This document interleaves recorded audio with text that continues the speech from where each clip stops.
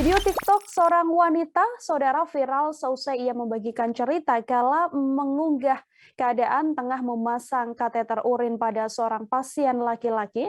Akun TikTok yang mengunggah video tersebut yakni akun @moditabok yang diduga dimiliki seorang mahasiswi.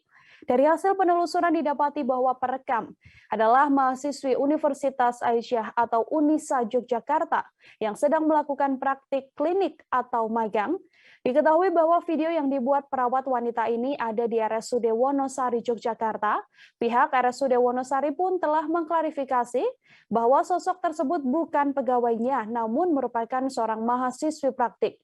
Melalui keterangan resminya, pihak Unisa Yogyakarta juga membenarkan sosok wanita dalam video tersebut.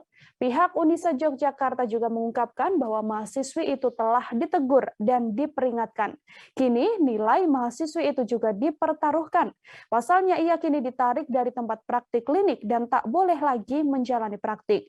Mahasiswi tersebut juga terancam sanksi dan akan disidang oleh Direktur dan Kadiklat Rumah Sakit.